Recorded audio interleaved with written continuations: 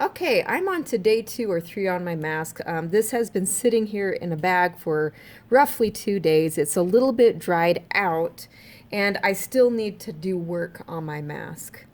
So if I'm going to be adding clay to this, I need to do something called slip and scoring.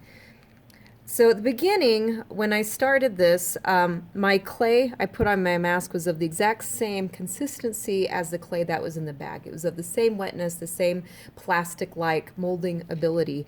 And I would be able to take a piece of clay and just press from the center and then move out and blend it, and it would stick and it would be totally fine. But because of this clay right now is a little bit drier than what I'm getting out of the bag, that's not going to work anymore. It's just going to peel right off. Like I take this, I blend it. When this dries, it's just going to ploop, fall right off. And we don't want that to happen.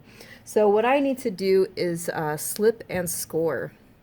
So for example, I didn't finish building up into this nose right over here.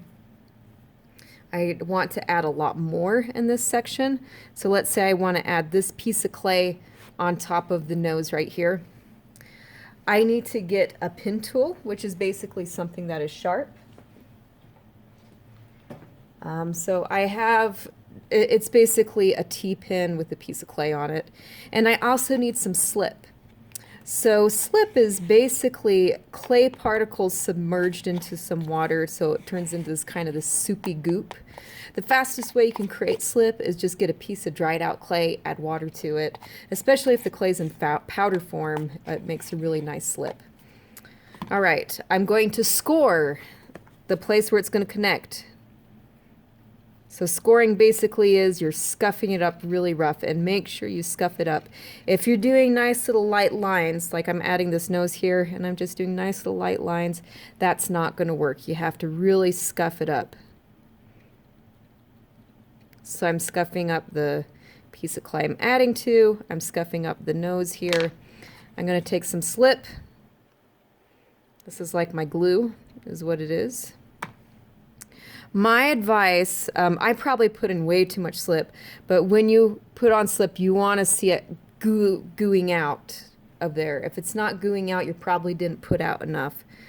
And I'm just going to wipe off the excess slip that I have here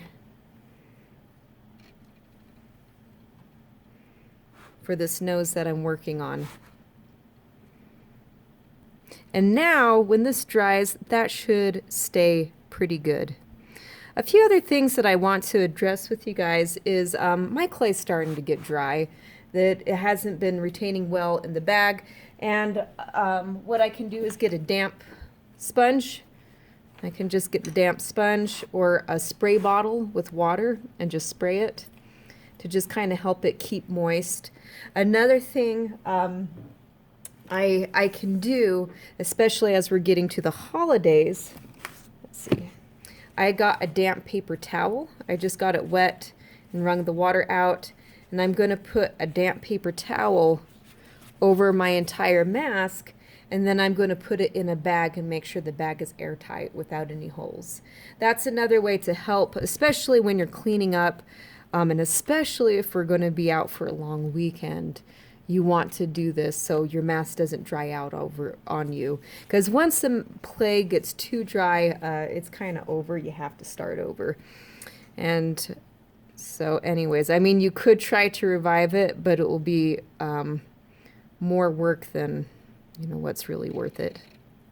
Okay, so make sure you slip and score when you're adding new clay onto old clay.